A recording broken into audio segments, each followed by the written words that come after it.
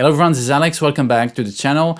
Today we're going to talk about something very interesting, something very powerful for composers, orchestrators. And I'm talking about polyharmony and also thinking about how to orchestrate polyharmony. Whether you're writing for the orchestra, for the concert, for the film, for video games, understanding how to layer multiple harmonic structures is really important and can open up an entirely new world of textures. Polyharmony is a compositional approach that was popularized by Stravinsky. In The Rite of Spring, you get this two different chords stacking up together that's very aggressive, and people were completely scandalized back then. But Stravinsky also showed us that polyharmony can be beautiful, and if you orchestrate it in a certain way, it can be very subtle. We have Bernard Herrmann that did this, but also John Williams in film scoring is very famous examples of polyharmony. For those who don't know anything about polyharmony, I'm going to give you today a quick example of what it is.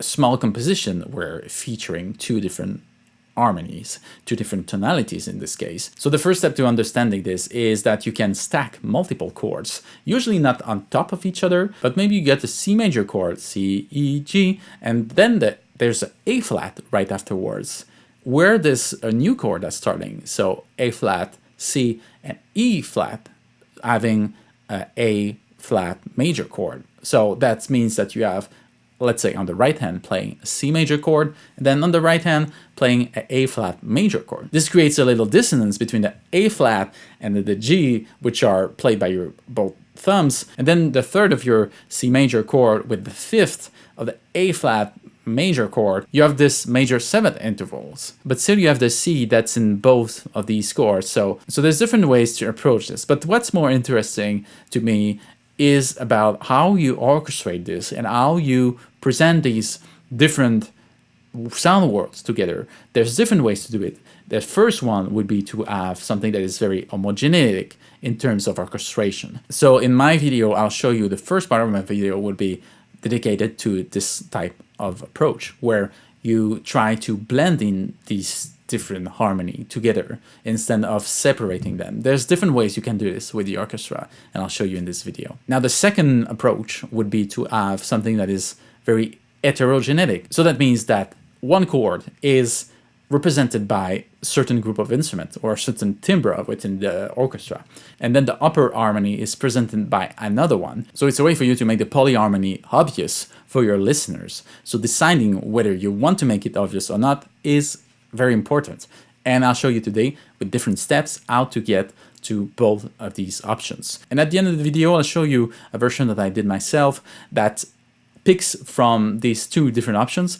and creates an interesting balance, in my opinion. Now, before we dive in, make sure you subscribe and leave a comment down below. I'll be happy to answer you. People tell me I'm a great comment responder because I write paragraphs like this. So if you want to pick my brain, welcome and have a knock at it. But otherwise, make sure you check out my memberships options where you can have access to all the scores that I'm presenting in my videos. Check the description down below for more information. But now let's get to orchestral polyharmony. All right, so today we're starting off with this piano reduction, always with a piano reduction, but this time it's a little bit unique. We have the left hand that's playing in D minor and the right hand that's playing in F sharp major. And for the whole duration of this little phrase. So let's have a listen first at only the left hand. So we only hear what's happening in the D minor left hand.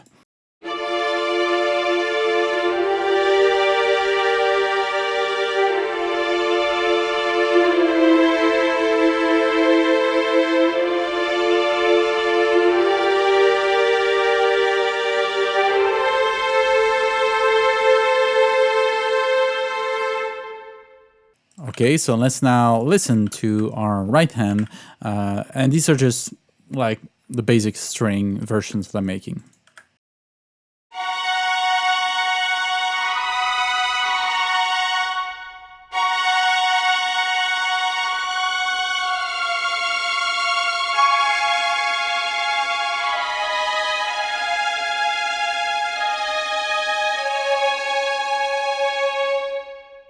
So quite simple on both sides, and if you want to make polyharmony work, you got to think about that, about simplicity of each individual lines, because eventually, of course, the different modes will collapse, it will collide in a way. Like if we only watch here, we have the D natural, and here we have a D sharp, and that's going back to the E sharp. So we've kind of have this mode that's kind of expanded from this D minor version here. So it's already, as you imply the D minor mode on the left hand, then you start moving away with the right hand. It really implies a lot of different things, and really can, like, a certain note can really throw the listener off, and that's something I got to be aware of when you're doing this.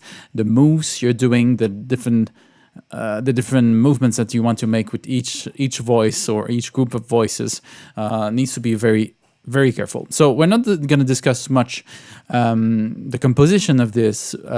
If you want to know more about composition, I do offer some consultations for your music, and we could eventually get a little bit more into that. But today we're going to think about orchestration. But today we're going to think about orchestration and how to orchestrate such a thing. One thing I can say about the composition before we talk about the orchestration is that I was thinking about the orchestration process only because of the different registers. So we have the D here that's ending, that's the D minor chord that's ending here, and then the F sharp is right above, like a major third above, and then we have the rest of the chords. So I wouldn't necessarily have stacked both of them like this. So this would be very, very dissonant and a little bit harder to hear all the details from the two different modes. So today I'm going to show you two different types of orchestration. A type of orchestration where you try to blend in these two different modes, these two different worlds that from your composition, and another one where you try to separate them to make them obvious that they are from different places. So that's really interesting. That's something you can do. You can decide when you're creating, when you're orchestrating. Do you want to emphasize this distinction between them, or do you want to blend them more into one strange sounding world? So I will spare you the piano version of these two different musical lines, and we'll directly go onto my first string version. And this first string version is for what I call an homogeneous version, homogeneous sound, where all of the notes are there from the original. So you get everything all within the string section. And the string section is really much an homogeneous sound. So it's really where you want to get started if you want to create this homogeneous sound, and then start to adding other stuff. Notice that I left out the double bass here because it was really too low. I didn't have the register for my original for the double bass. So I started with the highest. The lowest note is actually from my cello here. So you have this F, A, and C, which are separated between the cello, viola, and the second part of the second violin. And then I separate the first and second violins like this, like you see. I do the upper three voices with my first violins in Debussy, and the upper part of my second violins as well. So this was the only way I could think of how to put every notes in my string section. Notice that I do divisions in these upper strings. And why not doing divisions in the violas and the cellos? Well, they're a little bit less numbered. Okay, so you want to usually do the divisions with the first and second violins. So you usually want to do the divisions with the first and second violins because they're much more numbered. So that's a little tip for you. So let's have a listen to this first homogeneous version for strings. And I just want to tell you that there's going to be a lot more versions. So make sure you stay with us until the end.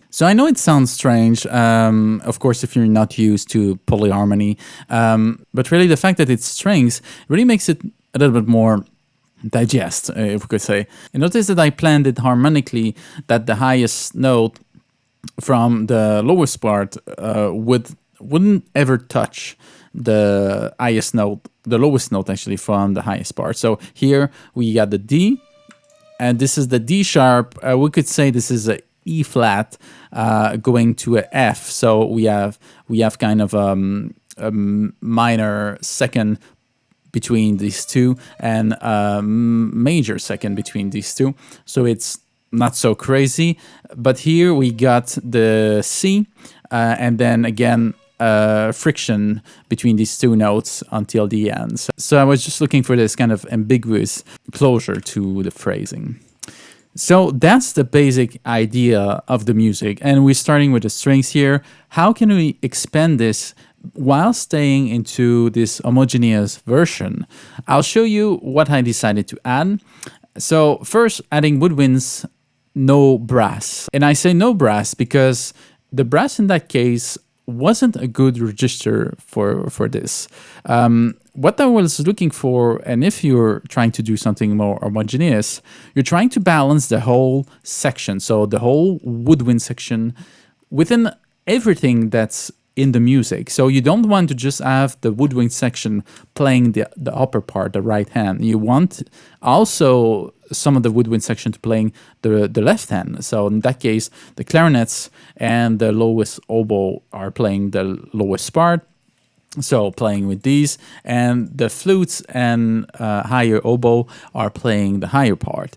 The problem with my brass that I was looking for is that the brass cannot play these high notes. Some would say a trumpet can play these, but really the trumpet maybe can play the F sharp here, but in the context of this slow dynamic music, it wasn't a good idea, I believe. If you want to keep this homogeneous, later I'm going to show you another version where I'm trying to make distinctions between these two plans, and the brass will be a good fit there.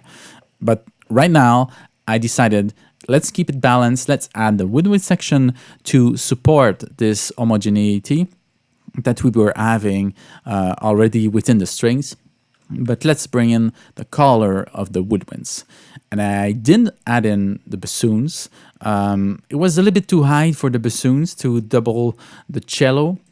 The cello really stands out in this register, so I was thinking that by itself it was fine, and supported by the lowest clarinet here, actually made for a cleaner, maybe subtler sound than would have the bassoons in that high register. So I'm keeping the bassoons for another version because there's going to be more version again. So let's listen to this one, just the woodwinds and the strings.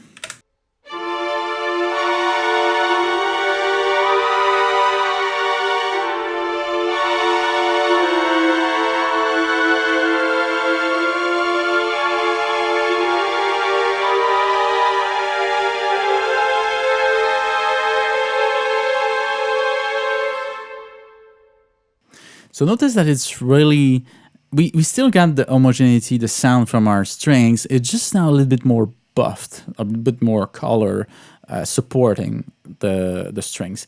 But still, we don't necessarily hear the flute, hear the oboe, hear the clarinet. We really hear a mass of sound that's supporting it. And that's what you're looking for when you're trying to think about homogeneity in your orchestration, trying to also blend them. There should be a way also to blend them a little bit more, which I could have done here. It would have been to make some crossover. So notice that I have my clarinets down here. They're playing the two low note here. Oh, actually I did it here with my oboe. The oboe is playing this note in between. So instead of having the oboe playing the ID here, I'm putting the oboe in between my two clarinets. So that's cool. I haven't noticed that I didn't remember that I've done that. But here it is. So it creates this much more blend between the oboe and the clarinets instead of having the oboe on top and the clarinets below. So this is a good way to keep this section together. I wouldn't necessarily have done this with the flutes because the A sharp compared to the F sharp, if we have switched this like this, then the low flute, we wouldn't have hear it as much as well. The flute is a little bit softer instrument than the oboe. The oboe is quite piercing, and especially in that I register. So having this here and having the flutes on top with this subtle third, which actually made more sense and was avoiding us to hear more of the oboe, which we don't want to hear. We want to hear a blend, a balance, and this is why I did this with this upper part. Now, another version, still homogeneous. I was thinking, well, I'm missing something in this version. I want to add a little bit of lower register. So my double bass is here, and I added in the bassoon as well. And the double bass is in pizzicatos, and it's just all played soft. I didn't mark any dynamics, but I was thinking about soft dynamic in general. So we got the pizzicatos, and right at the end, you'll notice a little jojom just for the last note, a little arco. And this is going to be important because I'm going to keep orchestrating these little gestures with other instruments afterwards. So you'll hear. But yes, my bassoon now is supporting this, supporting the double bass in that case. So I was thinking, like, of course, it wasn't there in the original, but I was thinking maybe we can have like some support in the lowest register, because as we add more and more instruments, there's not going to be place for everybody in that mid to high register. Or but then you can just have this instrument not play at all, and which would have been fine. Like in this previous version, it was fine, but if we're thinking about adding more, which I always like to do, and I always like to show you how to add more instruments, well, this would be a way to do it. So let's hear this version. Otherwise, everything is the same. Let's hear it.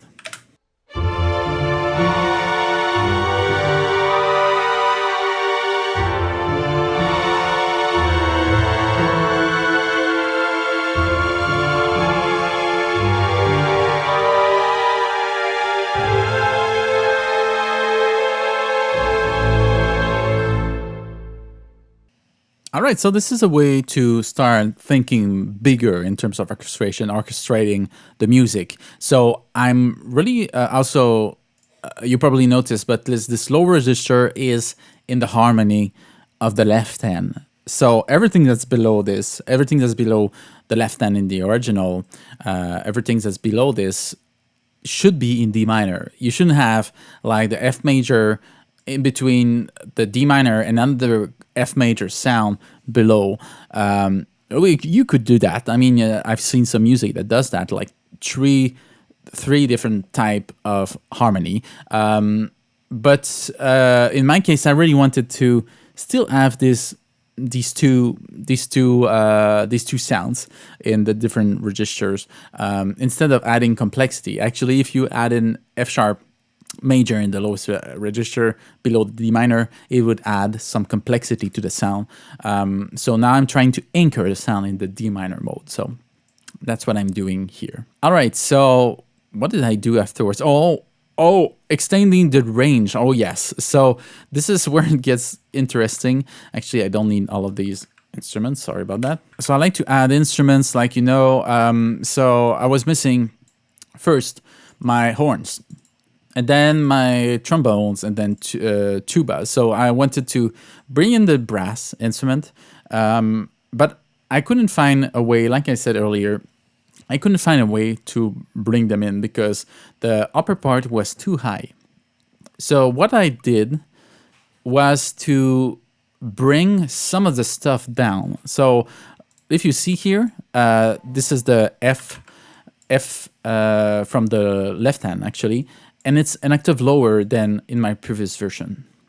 Okay, so I brought this down, and so I have F, A, C, and then up here we have F sharp, A sharp, and then D sharp, F sharp. So starting from here, from this F, we get into this right hand part, which is in F major.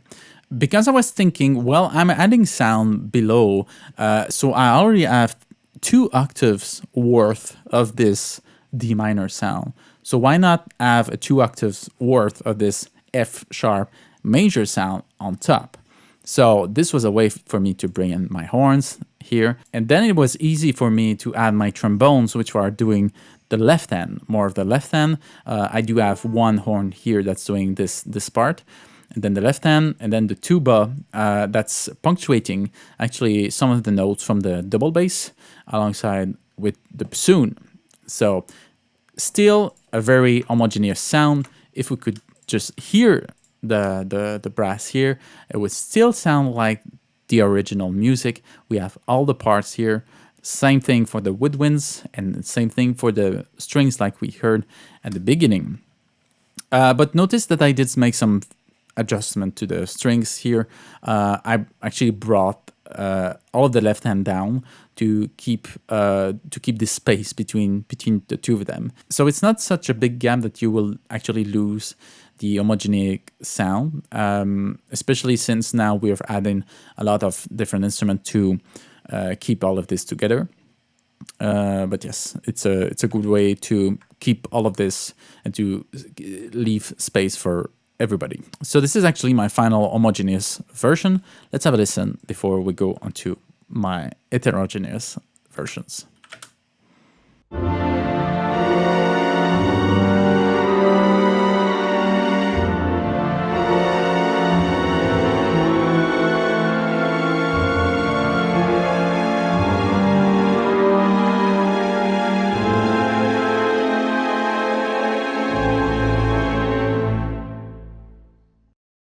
So quite dense now, and it's not necessarily my favorite version because I wanted to show you what the whole orchestra could do in this, but it's a little bit too much. It's a little bit too muddy with the horns here and trying to add in the trombones.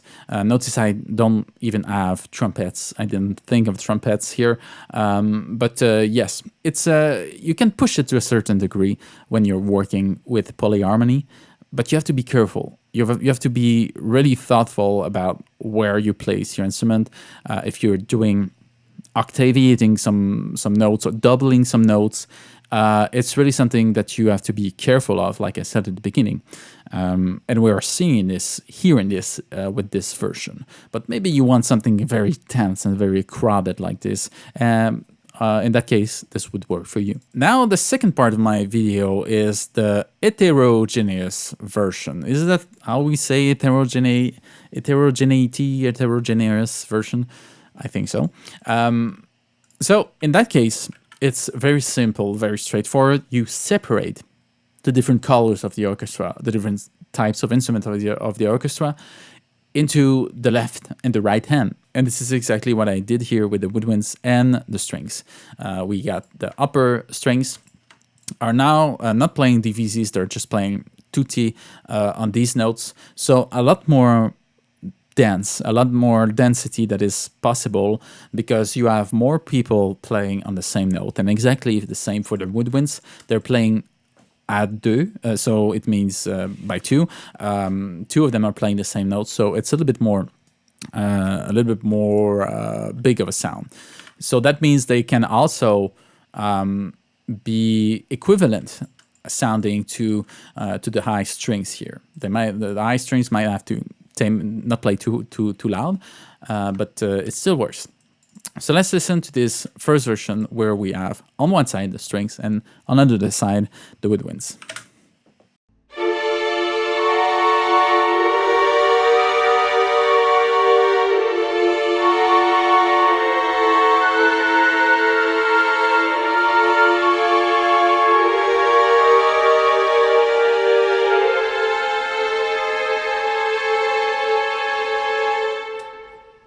Now I love this version because it's really evident that there's something strange going on. But the fact that you're characterizing these two different modes, these two different worlds with these two different timbra of instruments, it's almost like two characters in film scoring.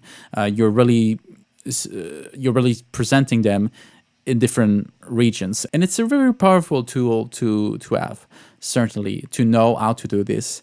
And in that case, it's very simple, and there's not a lot of instruments, there's not a lot of density, so it creates this very clear and pretty sound that I like. Now, the second version I'm going to show you here is already, I would say, my final heterogeneous version.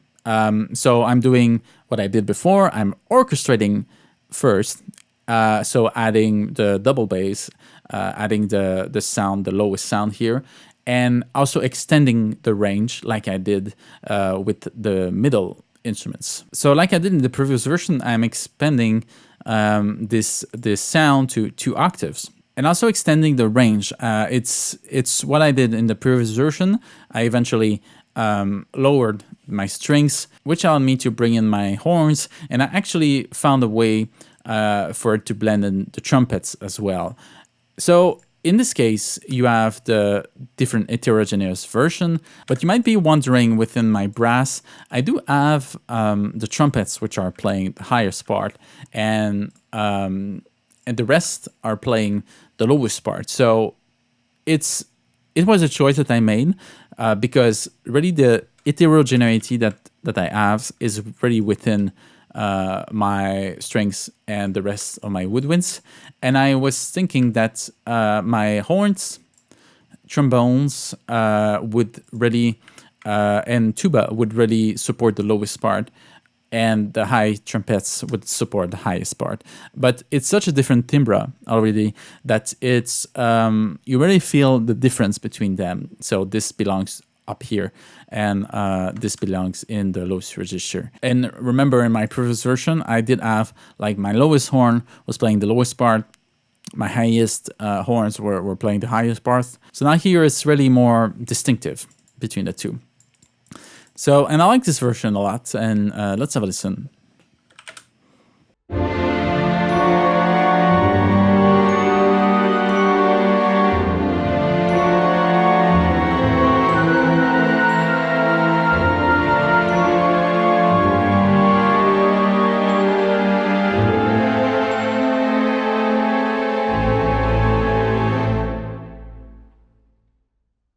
And I did forget to mention, I did add a glockenspiel here.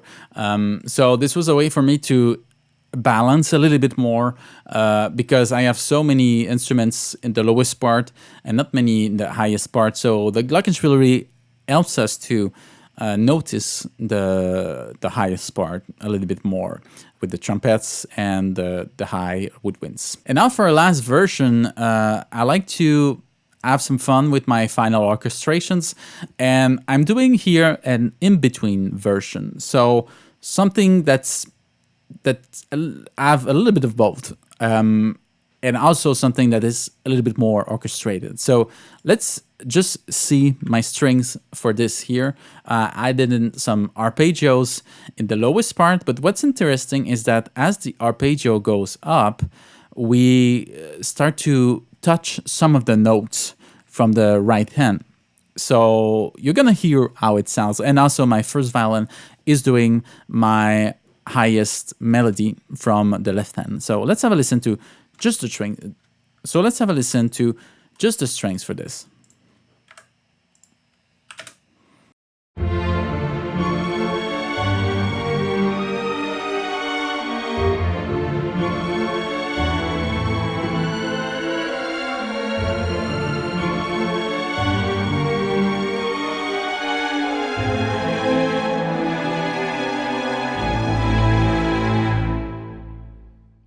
Quite interesting, right? And so it's weird because when you're in this lowest part, it's very much in A minor, but when the arpeggio goes up, it's like whoa, something shifting.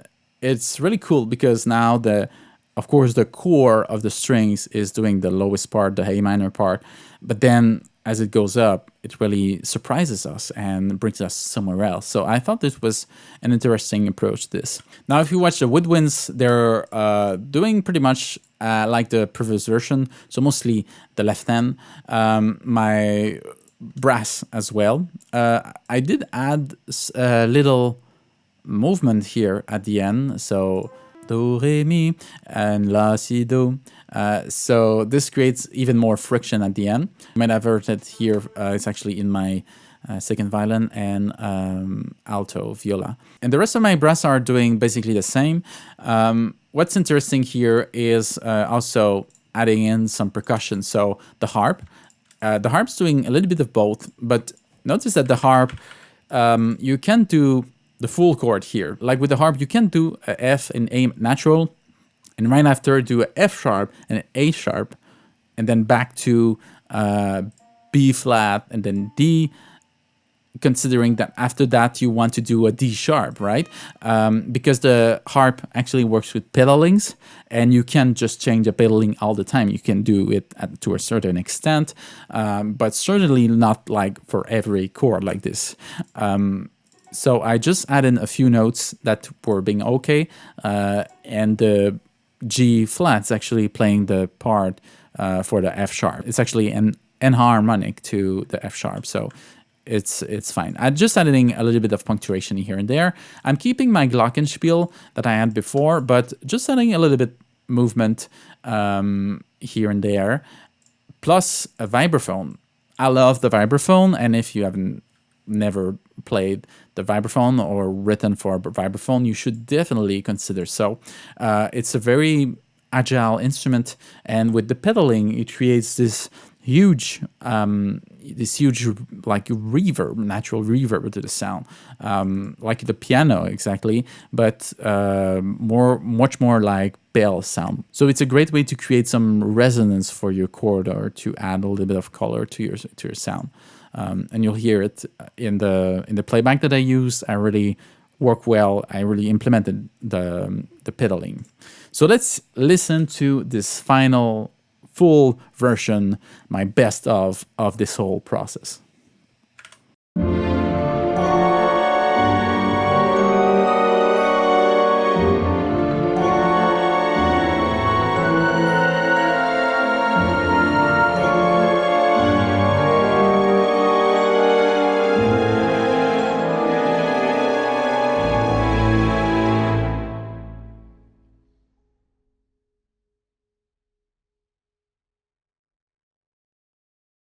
So all of this process is quite interesting in my opinion, and really shows you how orchestrating is not just about technical knowledge. It's also a very creative approach where you have to make creative choices all the time. So what about you? Do you use polyharmony? And if not, is there something that you found really appealing in this video that you might use in your next composition?